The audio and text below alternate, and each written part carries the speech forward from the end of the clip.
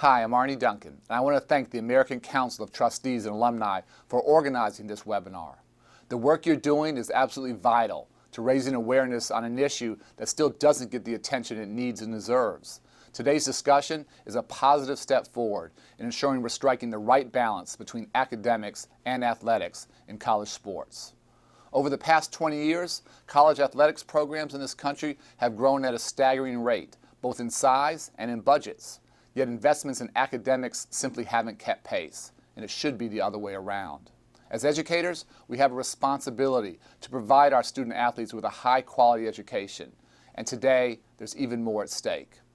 If America is to remain competitive in the global economy, it is critical that we devote the necessary resources to making sure students perform as well in the classroom as they do on the court or on the playing field.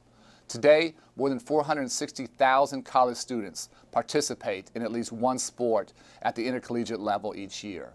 These programs support important educational values like teamwork and perseverance, hard work, and personal discipline. I know that from my own college basketball experience, and so does Tom McMillen, whose presentation you're about to see. Tom is a good friend. I have extraordinary respect for him. He was not just an exemplary student athlete, he lives these values every single day. And under Tom's leadership, the Board of Regents at the University of Maryland adopted new policies that tie academic coaching contracts to student academic performance.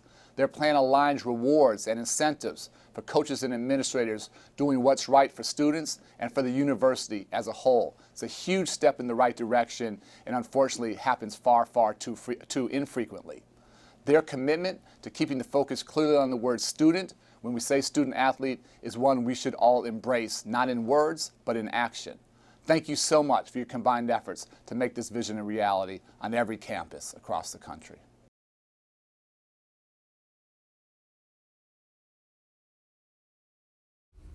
Hi, I'm Tom McMillin, a regent at the University of Maryland system, and I'm here with Dr. Britt Kirwan, the Chancellor of the University of Maryland system, and we're here to talk about best practices in athletic oversight. Britt? Tom, it's a real pleasure to join with you in this conversation, and I also want to say how much I have enjoyed working with you generally in your role as a board member, but in particular on this issue of intercollegiate athletics oversight. It's so important in this day and age for our universities, and I think thanks to your leadership, we've made a lot of progress. Well, we have, and I'd like to thank the American Council of Trustees and Alumni for sponsoring this webinar today. Right. And as you know better than anyone in your career in higher education, athletics are the front porch of the university, as it's often called, and that can be good and it can be bad. Well, I certainly can attest to that. Having been president of the University of Maryland College Park and Ohio State University before becoming chancellor, I've certainly seen the good and the trouble that intercollegiate athletics can cause an institution, and it's just so important in this day and age, I think, for boards to really significantly increase their oversight of intercollegiate athletics, because we've seen so many institutions, great institutions, have their reputations tarnished because of missteps that have happened in the classroom and with the finances.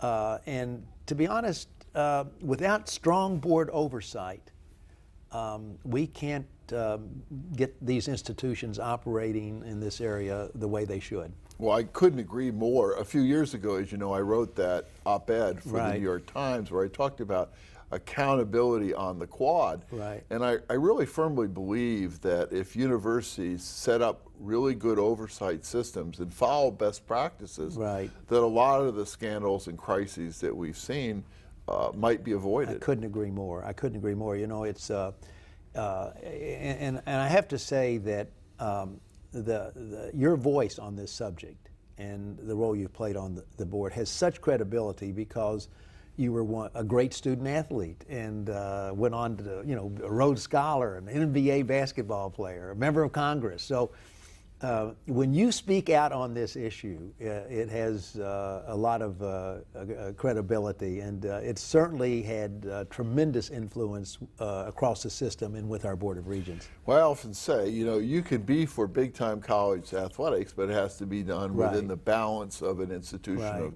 higher learning. And what I have found from our regents is that they really genuinely are interested in good oversight and good governance. Right. That's true. And, I think a challenge that we face in higher education is that intercollegiate athletics, you said it was the front porch, and it's the one area of our institution that everybody is interested in. And that's both good and bad, because the intensity of interest in how well the teams are doing, and on the one hand builds support for the institutions. On the other hand, it increases the pressure to be successful.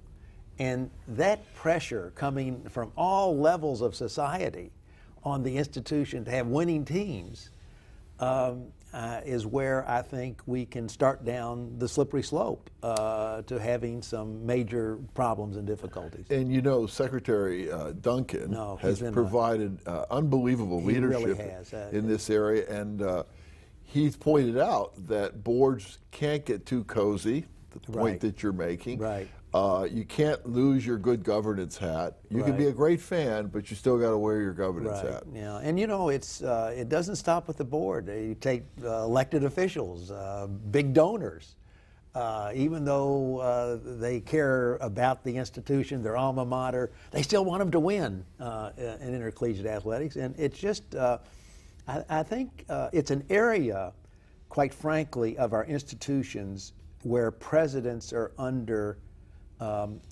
a disproportionate influence from external forces. I mean, everybody, of course, wants the university to be highly ranked academically, but whether the math department is 25th or 10th in the nation, that doesn't get a lot of buzz around the state. But if the basketball team or the football team is competing for a national championship, my goodness, that's that got everybody's attention. It makes it very hard for a president, because they're dealing with fans and alumni who want that team to win, and so that's why the Board of Trustees and the Regents give them a buffer. Yeah, you're right, because I think it is the one area of a university where the president, in some sense, has the least control because of all these external pressures.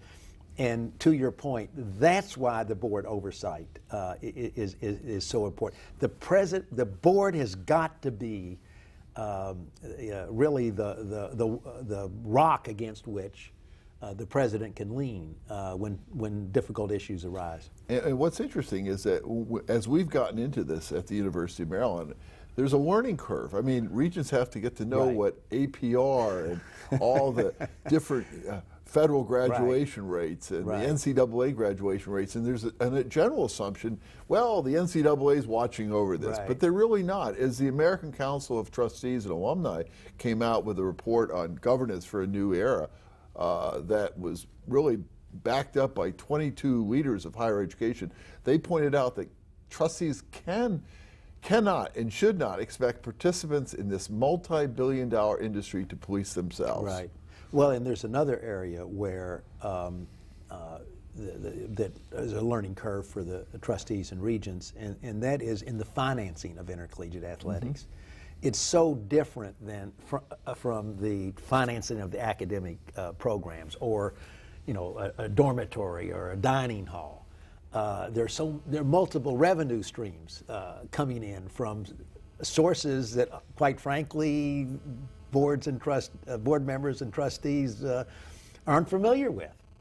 The revenue coming from television, from the NCAA. I mean, those are whole streams that that's new territory for a lot of boards, and getting up to date on the financing of intercollegiate athletics is a very important thing for board members to do, because as we look down the road, I think there are two issues. maybe three issues that we have to be particularly sensitive. The academic side, obviously, that student athletes are performing academically the way they should. The second one is the potential for the financial situation in this competitive arms race for finances to get institutions in trouble. And then there's the health and safety of the student athletes. And I think that's becoming ever more increasingly important. And we're going to talk about what Maryland's doing in that regard. Right. But I was reading the paper the other day, and I was when Condi Rice and Pat Hayden were talking, and Pat Hayden, a fellow Rhodes Scholar, athletic director at USC, said, intercollegiate athletics is a strange business model. You have only two programs that really make money and a lot that don't. And much of the athletic departments is supported by mandatory student fees. And all. So it's very important, as you know, as we talk about the financing and the finances of intercollegiate athletics, that regents understand this. Right. Well, you know, you and I have both been associated with the Knight Commission. You were a member. I'm having the president to be a co-chair. And the Knight Commission has done a lot of thinking about these issues, and they've done a magnificent report on the financing of intercollegiate athletics as one of their major contributions. And because of this study, some really harsh facts have come to the fore, that basically most intercollegiate athletics programs lose money for the institution. They don't generate enough revenue to cover the cost of their programs. I think our viewers are going to see a slide that shows that only 20, there are 120 Division I programs that play big-time football, and only 20 of them generate enough revenue in the athletics program to cover the cost of the entire program. So how do they make up that difference? Well, they have to find money elsewhere, and it's coming largely through student fees. And that was one thing when the gap wasn't so big, but now the gap is growing. I mean, in the Division I, it's almost $12 million on average that institutions have to subsidize their program.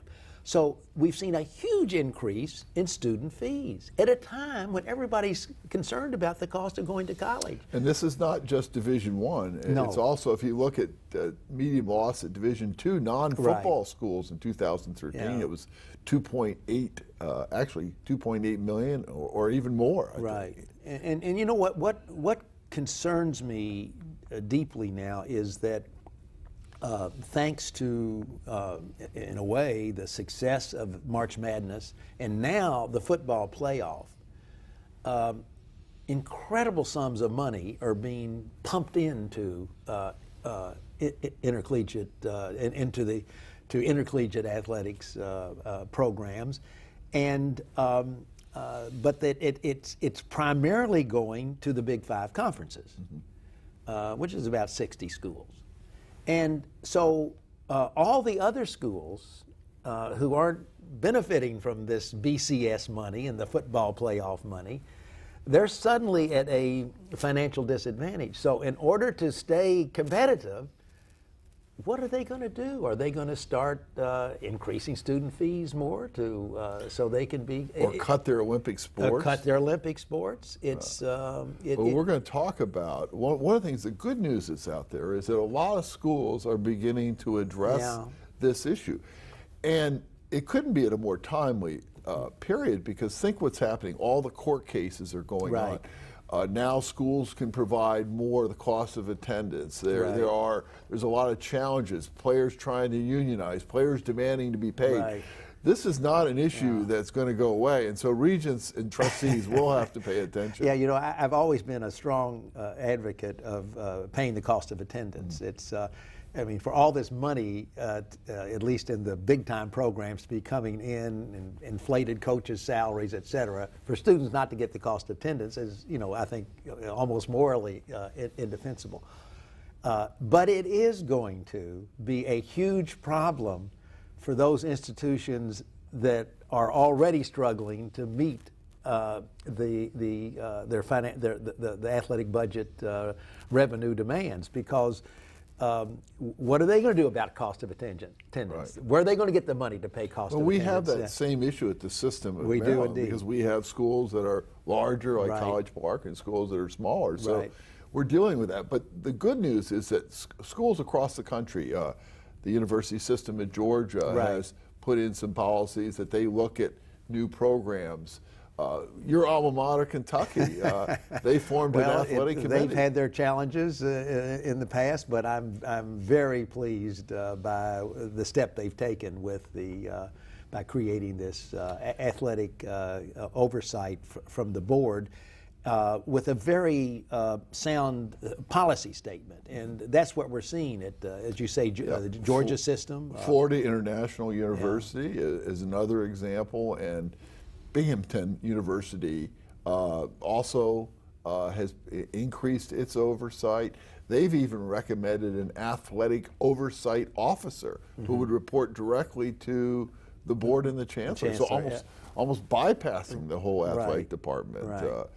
And then other schools like Hofstra, who eliminated football, and even Spelman College, who said, look, we're not going to go down this road. We're going to go towards wellness programs and student health initiatives. So there's a lot happening, but there's a lot of good news with oversight and so forth. But I think really what's been very rewarding to me is what the University of Maryland system has done. And I think it's important that we walk through our program and how we got here. When I first got on the board eight or so years ago, there was so much to be done in the committees, all the finance committees, the student committees, the student and education committees, and it just seemed like athletics was never really on the docket because there was so much to be done in the other committees. But we've done some good things. Why did Maryland have to take this step? Yeah, well, you know, I think we weren't collecting at the system level and the board level, we weren't collecting complete information. I mean, we did audits of institutions and their various programs, and so we knew that books were being balanced, but we weren't collecting information to show all the revenue sources coming into, in particular, intercollegiate athletics, and what the trends were over time. So at one institution, the books were being balanced by fund transfers from fund balance, and the fund balance was running out. So, you know, new administration comes into the institution and sees this problem, brings it to my attention, brings it to the board's attention, and we really did. We were blindsided a bit by not so much an institution in any way not being truthful about their finances, but not giving adequate and complete information about the full picture. And you know, when you saw that, I saw that, other board members saw that, that's what really launched us on a path to recognizing we had to do a much more thorough and complete job in gathering this information. And one of the toughest decisions Dr. Lowe had to make was to cut 7 teams. And that's why I think this planning and this oversight has taken on a new life, because it allows the kind of strategic planning and long-term planning that so you don't face these kind of crises. There's a trend, I would say, and I think maybe you probably agree with this, there's a transparency now about not only the finances in a given year, but what are the projections showing for future years, so that, as you say, we can do proper planning and not have to take emergency action of eliminating programs. And that's why the whole consolidated look at the financials are so important. And we're going to get to that in a minute, because we're going to talk about the kind of real meticulous oversight that Maryland's doing. This has been a very collaborative process with the athletic department. I mean, the last thing a board wants to do is run an athletic department or any other department of university. So this has to be really collaborative oversight. And most important of all, I think it does help establish the culture. How important is Oh, culture? it's absolutely critical, having this right culture. And it's so true that I think the sense of collaboration and partnership in addressing this problem, and you know, to some extent, that collaboration's been very meaningful. But to some extent, you know, I think what we've done is we've made it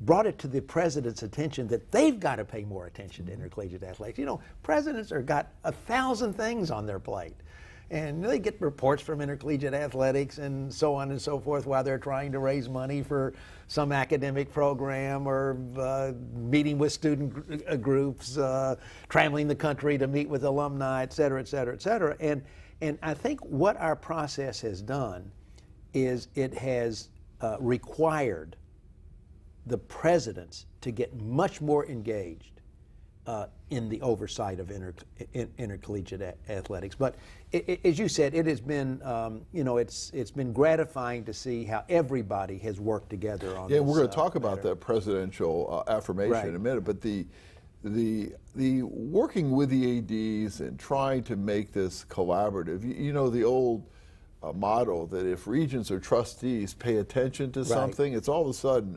amazing things happen. Right. Well, it's very true of the athletic department. I think a lot of the problems across sports and intercollegiate athletics across this country has been benign neglect. Yeah. Maybe just, I don't want to pay attention. Right. And I think this kind of forces accountability. Now, we have 3 major goals, values, and expectations of our programs. First, that student athletes are expected to achieve academically. Second, that these intercollegiate programs are expected to be self-sustaining and minimize the use of non-athletic department institutional resources. And finally, Title IX, student fairness and safety must be achieved and maintained in each program. Those are the 3 precepts behind our program. Right, and then everything we've done, as we'll see in a minute, sort of evolves from those 3 overarching goals. But you know, I think, and I'd be interested in your thought, that creating those 3 goals was very important because that gave us sort of the construct within which we would design an accountability plan. I think it's so important to have these overarching goals. I think that they establish goals in finances, you know, in academics, and in the other areas, gender equity and fairness and safety. So those are very important. I think they were the pillars for the program. Yeah. But when we got into this and we started designing this oversight mechanism, we set up 4 meetings per year, well in advance of required NCAA disclosures. So we are looking at this thing from a preventative standpoint as much as anything. And then all this information gets reported to the standing committee. So we're not preempting any of the committees. And by the way, our task force that we established, anybody can come. Absolutely. All of our regents have taken interest, and we report to the standing committees, academic affairs, finance, and Oregon Comp. Right. And yeah, you know, it's worked extremely well, and you know, I think that laying out the timing of these meetings for the work group, knowing the reports and the schedules that have to be complied with has worked extremely well. Well, let's talk about that schedule because we have 4 meetings a year. In March, you know, we review the academic progress from the previous fall semester. And this is predictive. This is giving us, you know, we may not have the absolute data, but we're always looking at it from a forecast basis. And it gives the system and the board advanced information if there is going to be a problem at a particular institution with the program. We've got advanced warning, and it enables us to work with the presidents to take whatever corrective steps. All within the confidentiality requirements that are dictated by federal law. So we look at generic data. We have to obviously navigate the federal privacy laws in this, but the fact that we are looking ahead of this, and we are even talking about a dashboard so that we can very quickly look at these indicators and see how we're doing. So then we go to our June meeting where we have an early review of the spring semester, it's academic progress, and that again gives us predictors before we're filing our disclosures with the NCAA. Heretofore, you'd file these disclosures and you'd all of a sudden see you have problems, and that's the cows are out of the barn at that point. Exactly. So, and then October, which is a very important meeting, we meet with the athletic directors, and that's been a very collaborative. It has been. You know, I think my sense is the athletic directors really appreciate this process. It's been a very constructive, mutually supportive environment at these meetings. So it's worked very well. Process has been very collaborative. And then finally in November, we review the financial disclosures and the presidential affirmation for submission to the NCAA. Yeah. And so this is the example of the presidential affirmation, which, you know, in a lot of respects, takes some of the guidance from Sarbanes-Oxley, you know, when CEOs had to sign things and say, you know, this is what's going on in my company. But that's the presidential affirmation. You know, I work with the presidents. They each have to sign an affirmation saying that certain things have been met. Their student athletes are performing in the classroom as well as or not. And if they're not, they have to explain the exception and what they're doing to work about it. That the financial reporting is accurate, and that there are no unreported violations or issues.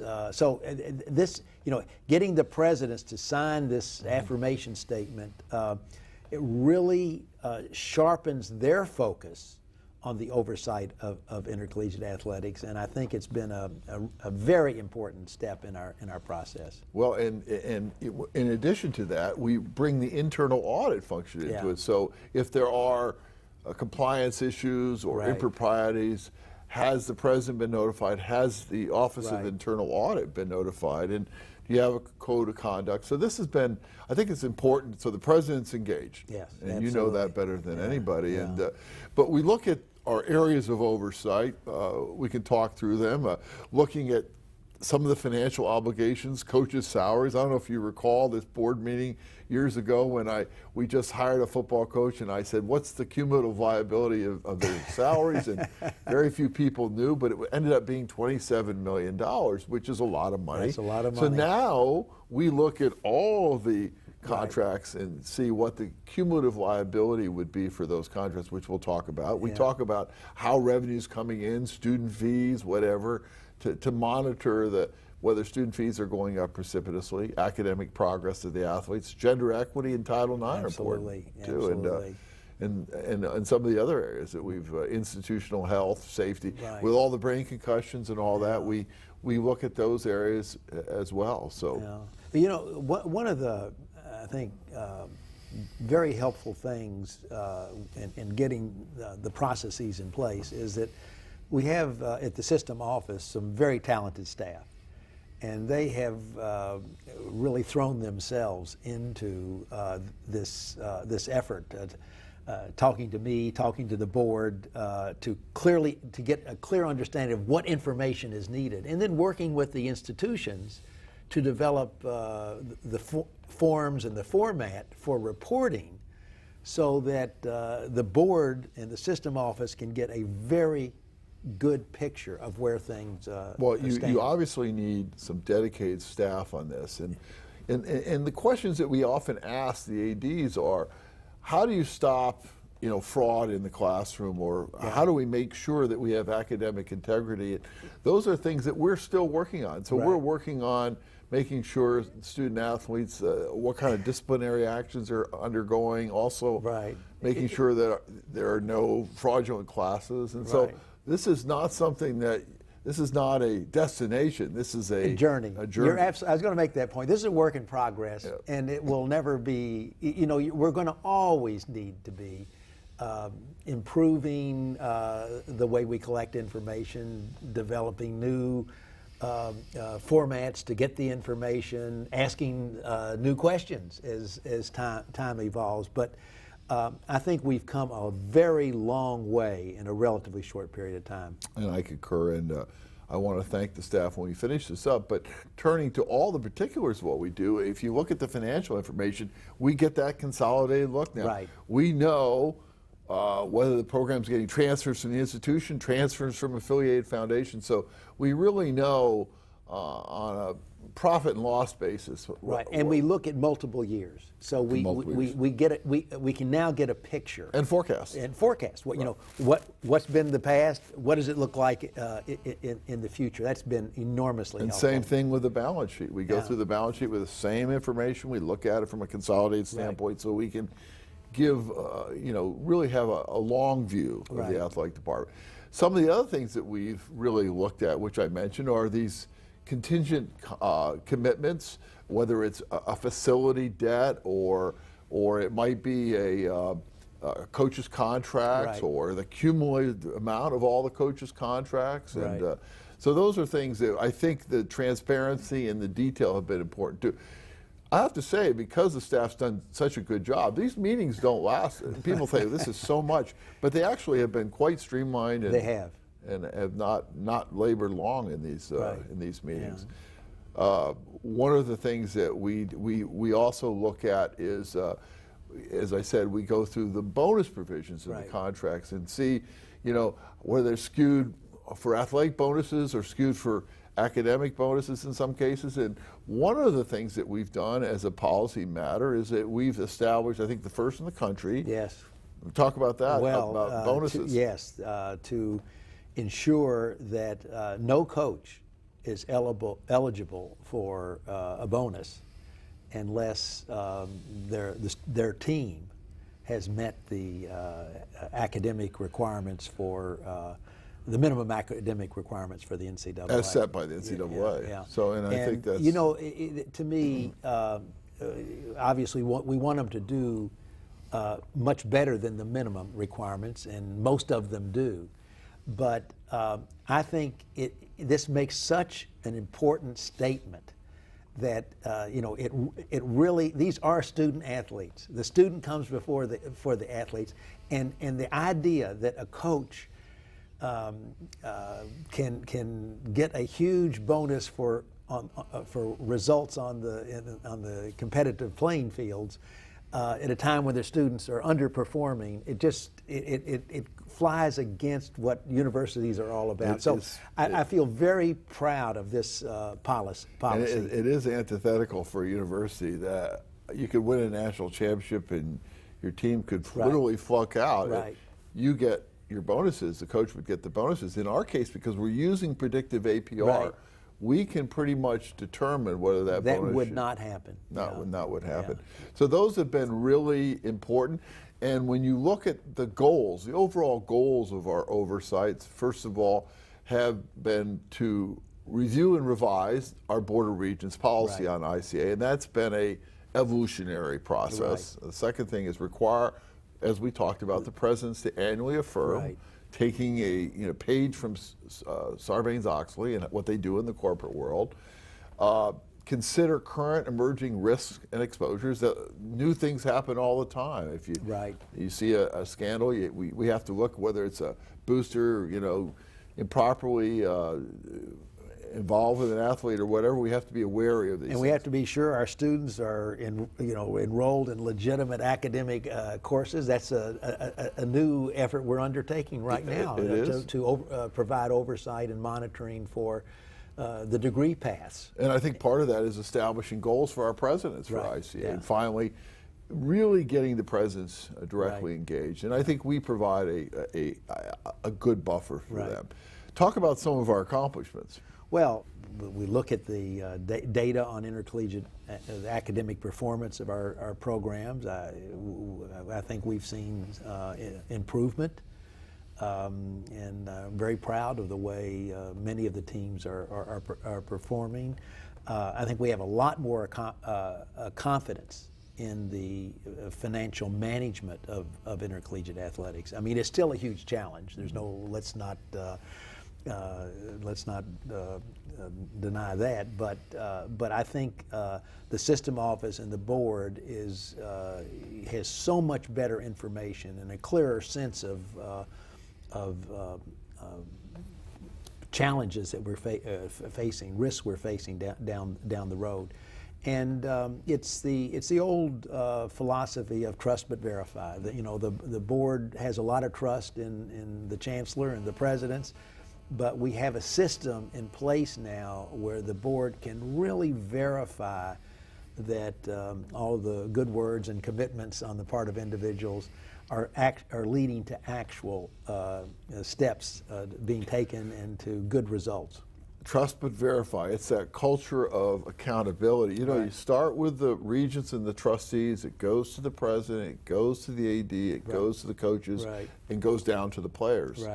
And as Secretary Duncan has firmly believed, the coaches have a big role in you know, making sure that these student athletes perform in the classroom. Well, and you know, that was really at the heart, wasn't it, of this bonus policy that we passed, because you know, the first person, the main person that student athletes are going to listen to is the coach, and if the coach knows now he's got a financial interest in these student athletes being successful in the classroom, and he's going to get that message to those student athletes, and they're going to respond to that. And that's why that chain of accountability is critical. And I think the core of the Maryland program, I think you made a point that we have some great staff that's worked on this, particularly Bob Page, who's just been wonderful. Our controller, in really making all this happen. But I think all the staff has helped the regents get engaged, and then I think that's gone down the ladder. And hopefully it's making a difference.